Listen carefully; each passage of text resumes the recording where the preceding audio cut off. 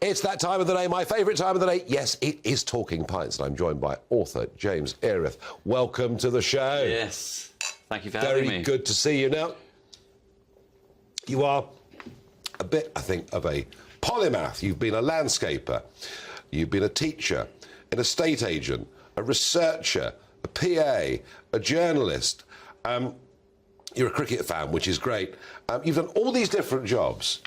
Were you not very good at them? No, I was absolutely hopeless at them, but what it gave me was a wonderful breadth of experiences.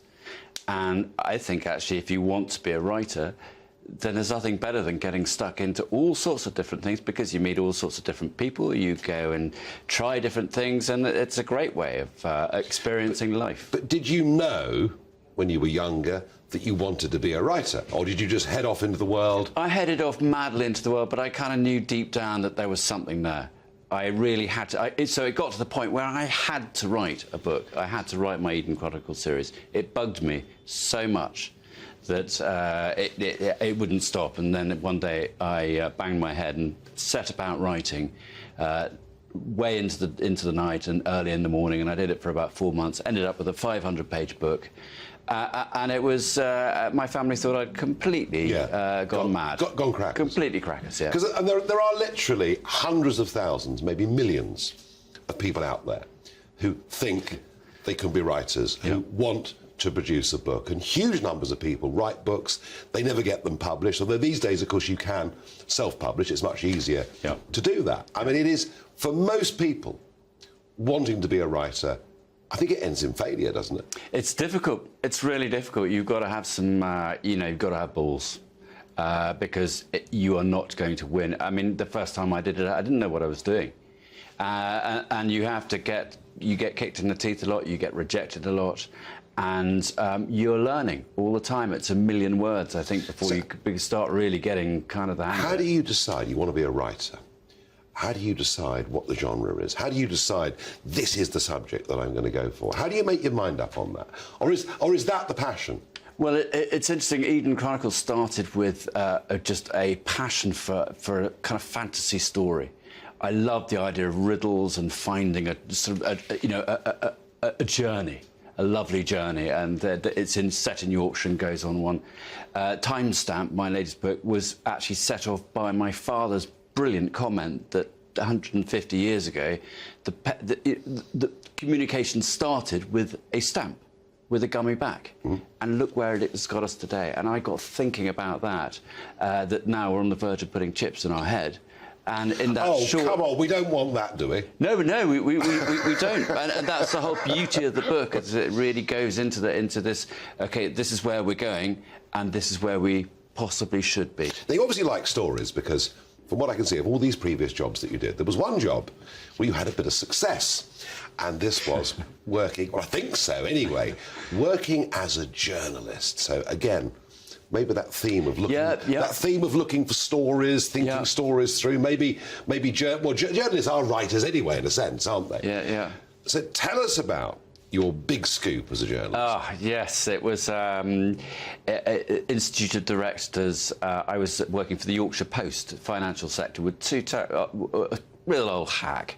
And they sent me off to all these amazing things. And I went to the Institute of Directors, where Gerald Ratner gave the main speech. And it was hilarious, I have to say. I mean, he got taken apart, but I went back and said, this guy has written the most fantastic. It was funny, it was very moving, and I went back and they said, write it up. So I wrote it up, and then they kind of changed it a bit, and they kind of said that Gerald Ratner calls his stuff crap. Yes. And I kind of went, well, you can't really. Can you say that? Anyway, they just did it, and actually I was quite mortified that my words, essentially what I'd seen, had been completely taken out of context.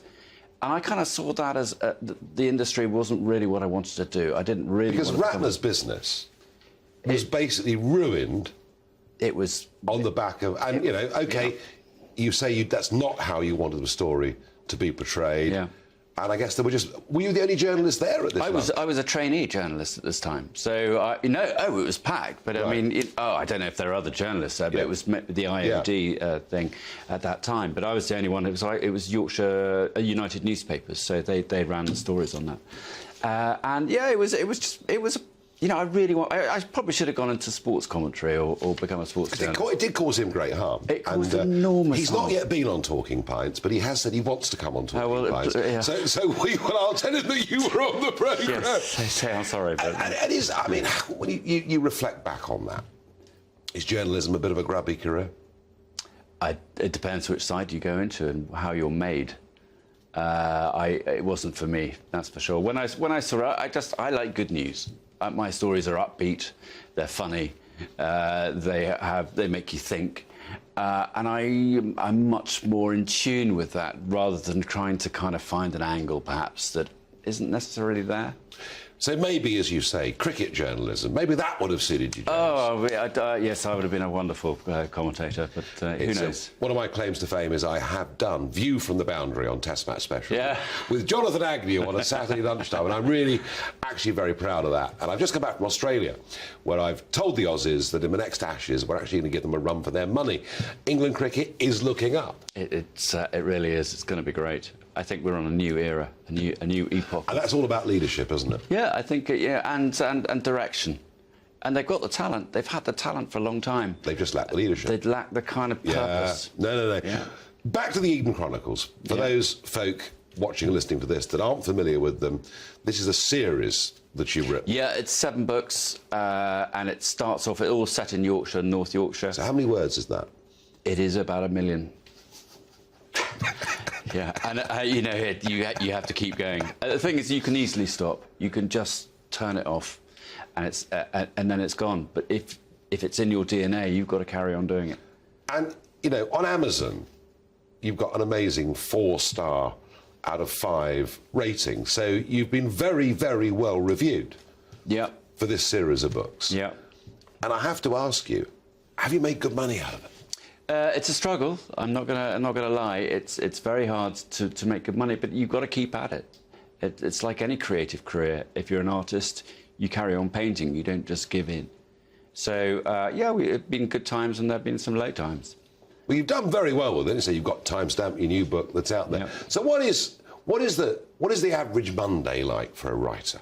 What do you do on a Monday? I mean, people catch the train into London to go to work or wherever they are. What does a writer do on a Monday morning? So I have a routine of looking after myself. I had a snapped Achilles and got very ill, so I decided to take responsibility for my own health. And I have a swimming pond, which I dug, and I go swimming pretty well every day in that, and it's pretty chilly, so does my wife. And it's stretching, breathing. And I haven't taken a paracetamol for 3 years as a result. And I've got a book coming out next year, which is called The Healing Pond, which is all about my journey of building this thing, which kept on falling apart, and me coming from falling apart to becoming a much better human being. So being fit, does that make you a better writer? Oh, yeah. Oh, you've got to be fit. I mean, it's more mentally fit as well as anything. You can get it. It's very easy. It's hard because you've got to have ideas and you've got to have the flow, and it's easy to get distracted.